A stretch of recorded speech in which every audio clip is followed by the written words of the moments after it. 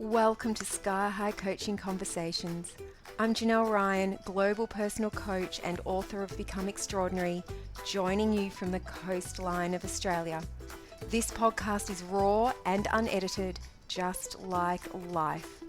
I work with high-performing professionals, entrepreneurs, and elite athletes who are ready to expand their minds into new ways of thinking, create what once felt impossible, and lead themselves and others with confidence. If you're a self-led human who loves growth, truth, intuition, and a lot of laughs, you're in the right place. I'm so happy you're here. Let's dive in.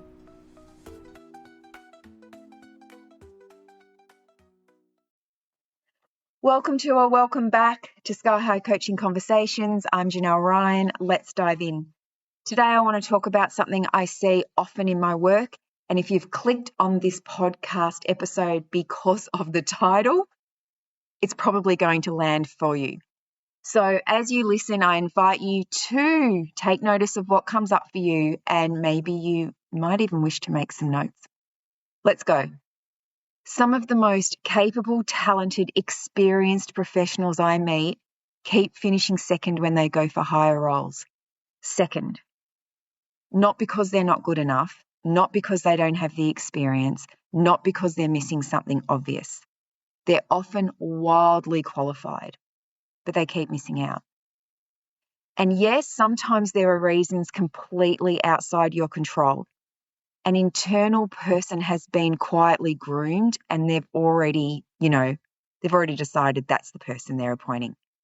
Someone comes into the interview with a very niche piece of experience. A panel has politics going on behind the scenes that you know nothing about. That happens. But when it isn't that, when you're genuinely in the mix and you're still not getting over the line, it's usually not the basics. It's something more subtle. And I want to name it because once you see it, you can't unsee it.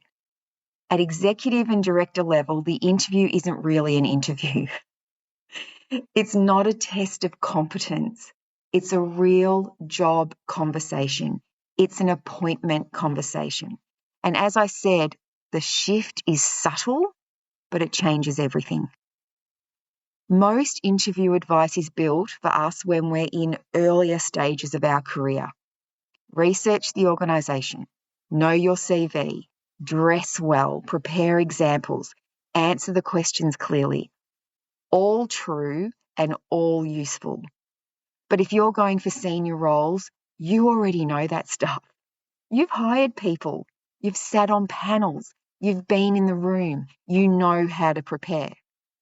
So if you've been doing all the right things and you're still finishing second, you're probably not being assessed on what you think you're being assessed on. So let's talk about the trap. A lot of senior candidates still show up as if the goal is to prove they can do the job. So they list experience, they explain what they've done, they demonstrate competence. They answer every question earnestly, thoroughly, responsibly. They give context, they give detail, they give proof. And they walk out thinking, well, you know what? I think that went really well. But the panel isn't actually deciding whether you can do the practicalities of the role. They already know you can from your resume and your background. They've probably done a little bit of research on you. They're deciding whether they trust your judgment inside the pressure, politics, trade-offs, and consequences that come with the role. They're deciding what it will feel like to have you in the room when things are messy. When a stakeholder is annoyed or angry or sharp, when a decision is unpopular, when the numbers are tight, when the culture is fragile, when the board is watching. They're deciding whether you can hold your position inside the real job. That's what an appointment is. And that's why two people can look equally qualified on paper, yet only one feels inevitable in the room. So here's a key idea I invite you to take with you today. The job ad is not the job. The job description is the polite version. It's the story they can say out loud. But the real job is usually an unspoken set of pressures. Something inside the organisation needs to change or stabilise or grow or be repaired. Someone needs to be handled or some risk needs to be reduced. So one of the smartest things you can do before you walk into a senior interview is stop preparing for the role as described and start preparing for the role behind the job. Ask yourself, what are they really hiring for underneath the words? What's the real ask here? What does this organisation really need from the person they're about to hire? Because if you can name that clearly, you can stop sounding like a candidate and start sounding like the leader who's already begun doing the work. Now, there are a lot of factors in hiring decision, of course there are, but at senior level, it often comes down to three things: judgment, influence, and presence. And let's unpack these really quickly.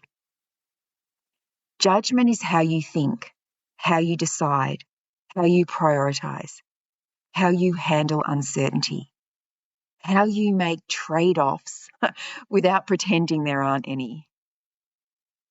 Influence is whether you can move people, and not through force, through clarity, through relationship, through timing, through stakeholder maturity, through credibility. And presence is the part most people underestimate. And I'm not talking about charisma as performance. It's the felt sense of steadiness you bring. It's how you hold yourself when you're challenged. It's how you speak when you don't have the perfect answer. It's whether you rush to prove, over-explain, or whether you collapse under pressure. At this level, the panel is listening to your words, but they're also reading your nervous system, even if they themselves don't even realise they're doing it. Now, I want to offer you one of the simplest ways to shift how you show up instantly. Before you launch into my background is, orient the conversation around success. And you can do this warmly, you can do it with curiosity, you don't have to be intense about it. You can say something like, I'd love to check we're aligned on what success looks like in this role.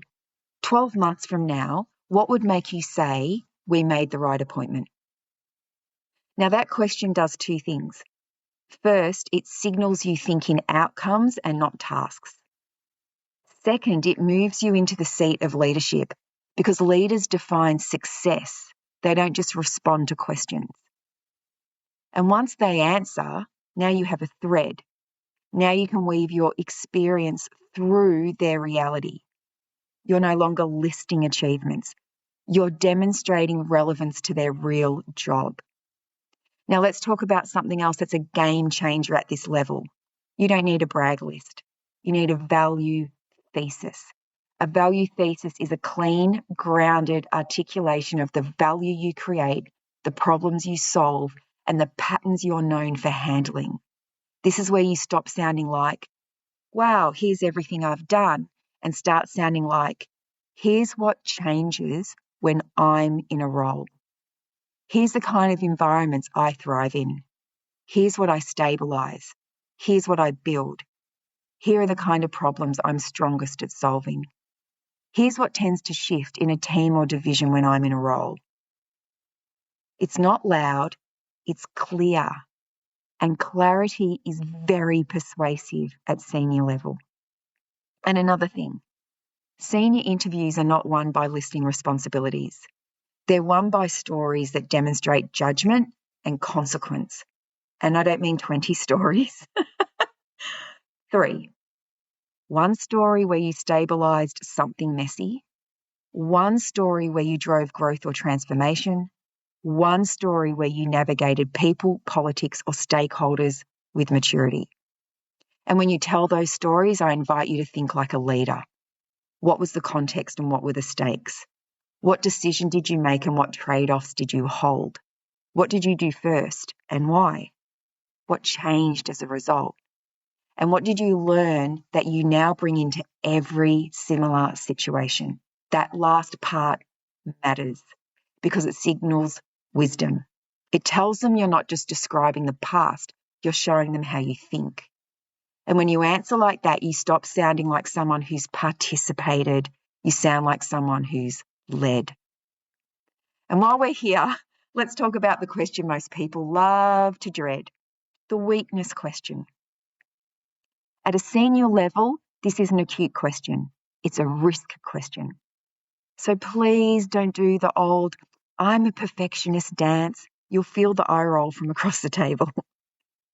Instead, name a real edge and show how you manage it. And not with self-criticism, with self-awareness and leadership. So you can say something like, I move quickly when I see patterns. My edge has been ensuring I bring stakeholders with me early because speed without alignment creates drag later. So I've built a discipline around pausing for clarity and buy-in before we execute. That answer communicates maturity. It tells them you know yourself, you don't hide, and you can lead with responsibility.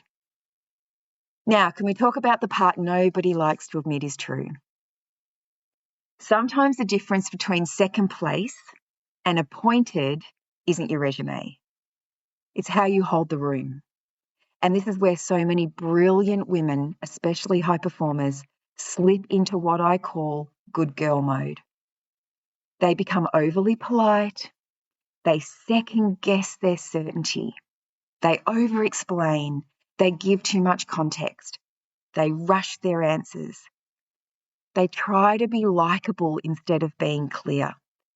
And now I want to be clear. I'm not judging that. This is generational conditioning. It's survival. It's what many women learn to do to stay safe and accepted. But in senior rooms, in these interviews, it can cost you because the panel is unconsciously asking one question beneath every question. Can she hold her position? Not aggressively, not defensively, steadily. And this is why I love coaching around soft strength, because soft strength is not niceness. Soft strength is emotional authority. It's the ability to stay connected to your body and regulated in your nervous system so you can hold a clear line without speech, without over-talking, without needing to prove anything. And before I go any further, there's something else I want to be really clear about. You don't need to be perfect. You do not need to deliver every line flawlessly. You don't need to become a different personality. You simply need the capacity to stay within yourself when the stakes rise. That's what people feel. Okay, let me leave you with a few questions that can instantly position you as a peer and not a hopeful candidate. Not because you're trying to impress, because you're doing proper due diligence. So you can ask things like, what's the real job here that no one's saying out loud? What needs protecting as we drive change? Where have previous leaders struggled in this role? What are the key stakeholder relationships that will make or break success here? What does good look like in the first 90 days? And what would be unhelpful to do too quickly? When you ask questions like that, my beautiful friend, you're showing them how you think. And senior roles are appointed on thinking. So if you keep being the nearest candidate and not the appointment, I invite you to consider something gently. It might not be that you need more experience. It might not be that you need more qualifications. It might be that you're presenting as competent when what they're craving is leadership. And leadership isn't louder, it's clearer, it's steadier. It's a calm ability to name what matters, hold the line, and lead the conversation into the real job. Now, if this episode hit home and you want something practical to work with, I've created 2 complimentary blueprints you can download right here, right now. If you're often the youngest woman in the room, or you're in a male-dominated space, if you know you have a habit of over-preparing, over-proving, or second-guessing yourself, you're not alone. Just rest assured.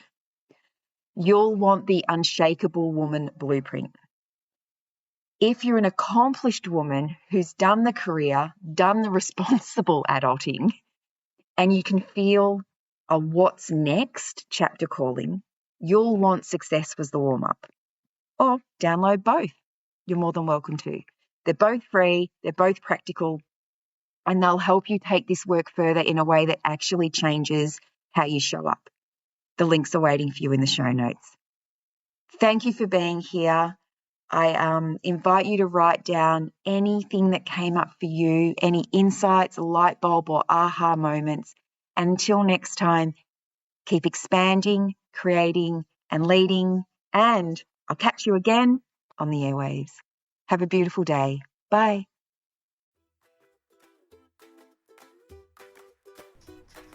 Thank you for being here for another Sky High coaching conversation. If today expanded something in you, trust it and allow it to lead you to your next step. Take what landed, leave what didn't, and keep creating the life and vocation that feels unmistakably yours. Until next time, keep expanding, keep creating, and keep leading with clarity, courage, and a little magic.